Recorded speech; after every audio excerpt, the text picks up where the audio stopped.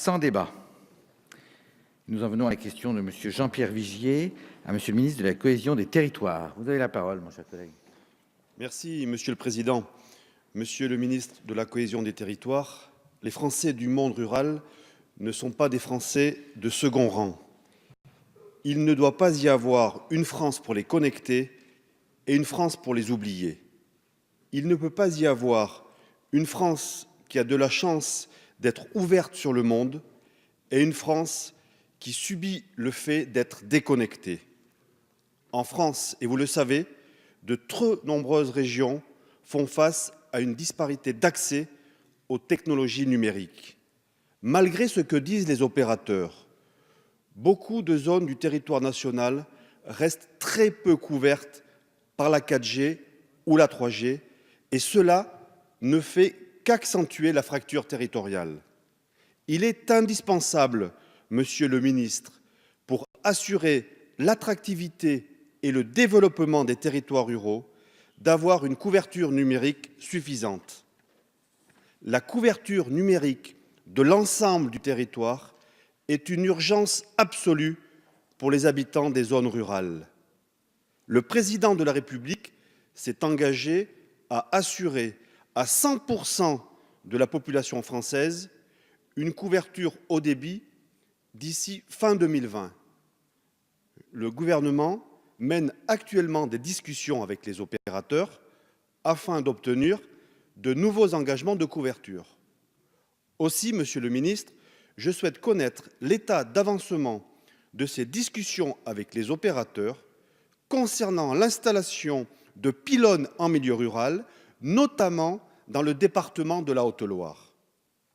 En cas d'absence d'accord avec ces opérateurs, quelles dispositions souhaite prendre le gouvernement afin de les obliger, et je dis bien de les obliger, à remplir cette mission essentielle pour les Français?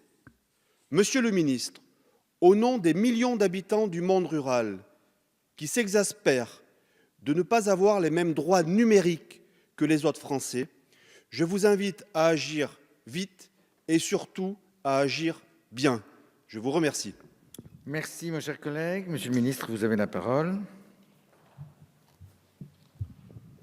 Merci, Monsieur le Président, Mesdames, Messieurs les députés, Monsieur le député Jean-Pierre Vigier. Conscient de l'urgence de mettre fin à ce que vous décrivez avec raison comme l'injuste fracture territoriale, le gouvernement a décidé d'accélérer la couverture numérique des territoires en fixant des objectifs ambitieux et cohérents autour de deux axes. Le premier est un axe de cohésion pour garantir à tous, et notamment en zone rurale, un accès au bon haut débit pour tous ou au très haut débit dès 2020 et généraliser la couverture mobile de qualité, notamment l'ensemble des usages de la 4G. Le second est un axe d'ambition pour doter tous les territoires de la République d'infrastructures numériques de pointe en offrant des accès à très haut débit. Pour atteindre ces objectifs, nous avons lancé différents chantiers depuis l'été, en concertation, vous l'avez rappelé, avec les collectivités territoriales, les opérateurs et les industriels du secteur.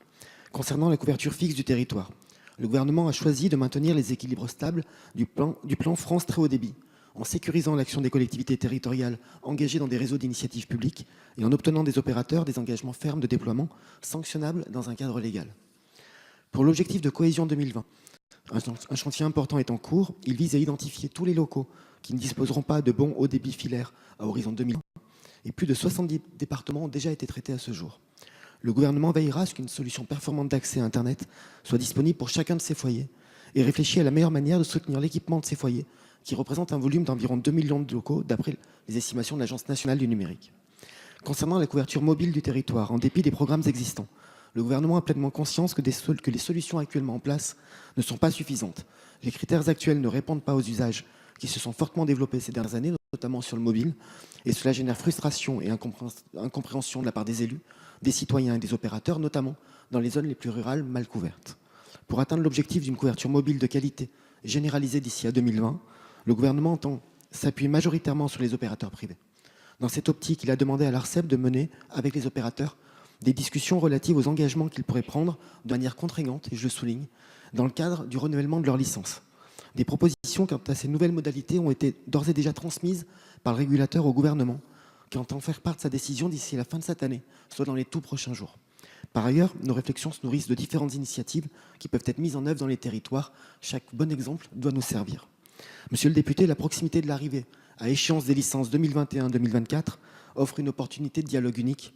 Néanmoins, si la proposition formulée par l'ARCEP auprès du gouvernement n'était pas jugée satisfaisante, sachez que le gouvernement étudiera toutes les autres modalités d'action en concertation avec les collectivités territoriales et en informera bien évidemment la représentation nationale.